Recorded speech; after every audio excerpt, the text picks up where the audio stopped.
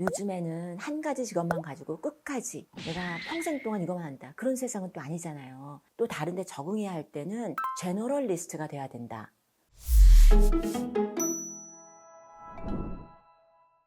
네, 안녕하세요. 서울대학교 심리학과 한수원입니다.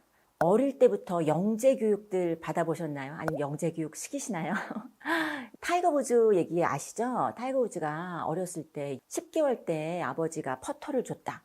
그리고 2살 때 내셔널 TV에 나와서 또 스윙하는 게 막 센세이션을 일으키고 정말 아주 어릴 때부터 골프계를 흔들어 놓은 그런 골프의 황제? 이렇게 됐었죠. 그런 게 또 우리가 어릴 때부터 이렇게 조기 교육을 시켜야 된다. 그렇게 얘기를 하는데 사실은 그게 정말 특수한 케이스고 우리 연구를 해서 전체적으로 보면 그게 사실이 아니라고 나옵니다.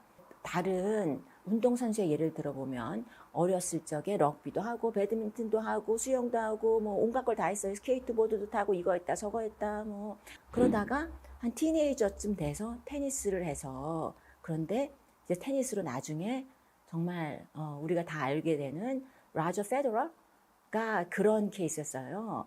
그런데 사람들이 이거 페더러 모델도 있고 타이거 우즈 모델도 있는데 어릴 때부터 이렇게 집중해서 하는 게 좋으냐 이것저것 해서 하면 사실은 늦게 출발을 하게 되죠. 그 사람들이 우리가 아무래도 이게 하나에 올인하는 게 더 쉽지 않을까 이런 생각들 하셔요. 그런데 이런 골프의 경우는 좀 특수한 케이스라는 거예요. 이렇게 표현을 하시더라고요. 골프의 경우는 굉장히 친절한 교육 환경이다. 이렇게 다 정해져 있는 길을 가는 거거든요.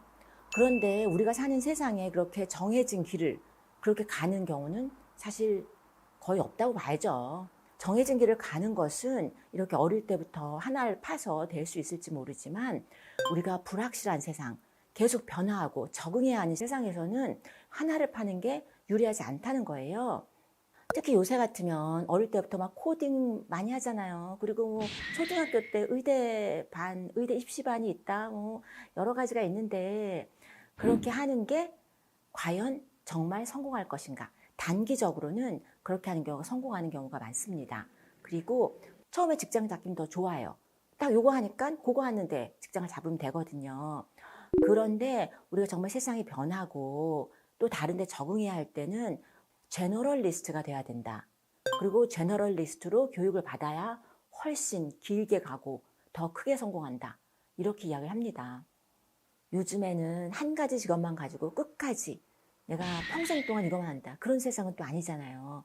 2가지 직업을 가질 수도 있고 여러 번 변하는 게 아주 당연한 세상이 됐잖아요. 그리고 세상이 빨리 변하다 보니까 또 이렇게 변하고 적응해야 되는 게 더 빨라질 수도 있어요. 그렇기 때문에 우리가 더더욱 제너럴리스트가 되는 게 정말 중요한 시대가 된 것 같아요. 노벨상 수상자들, 우리가 생각하기에 가장 훌륭한 과학자들이라고 생각하는 그런 이제 분들이 이제 주로 노벨상을 받으시잖아요. 그런데 노벨상 수상자들을 보면 다른 학자들보다 뭐 바이올린을 한달지, 뭐 연기를 한달지, 취미로 소설을 쓴달지, 취미인데 정말 전문가처럼 열심히 하는 취미가 있는 경우가 훨씬 많다는 거예요. 자기 거 하나만 하는 게 아니라 다른 것을 정말 열정을 가지고 할 수 있는 분들이 자기 분야에서도 또 성공하기도 쉽다. 이렇게 얘기를 합니다. 쉽다는 말은 좀 그쵸. 쉬운 건 없죠. 근데 이거 다양하게 보는 게 더 길게 갈 수 있는 길입니다. 예를 또 하나 들어보면 일본의 제가 발음 못해서 건페이 요코이. 이제 이분은 카드 회사에 기술 관리 쪽으로 이제 취업을 하셨어요. 그런데 이것저것 아는 게 많고 관심 있는 게 많았어요.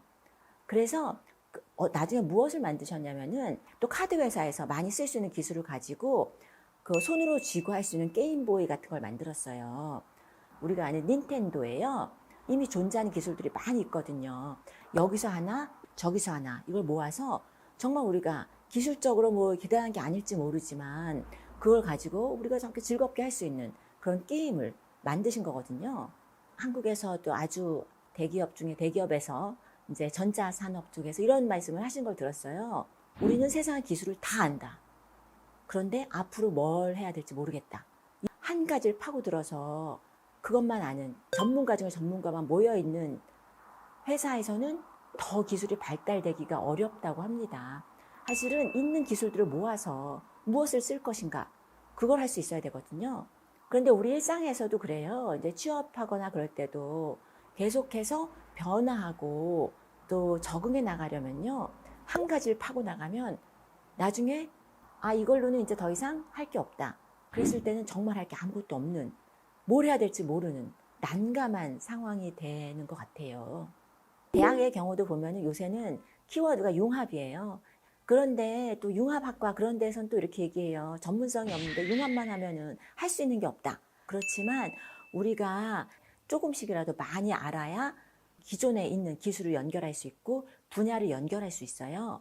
사실 창의라는 게 없는 걸 만들어내는 게 창의가 아니거든요. 더 빠른 거, 더 깊은 거, 이런 걸 자꾸자꾸 만들어낸다고 해서 그게 더 창의적인 게 되는 게 아니라 창의적인 것을 만들어내려면 넓게 제너럴리스트가 되어야 한다. 그런 이야기를 합니다.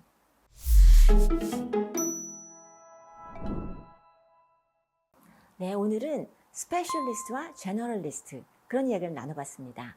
세상이 변할 때 적응하고 길게 가고 창의적이려면 제너럴리스트가 될 필요가 있습니다. 이런 영상이 도움이 된다고 생각하시면 구독, 좋아요 해주시면 더 좋은 영상 만들어 보도록 하겠습니다. 감사합니다.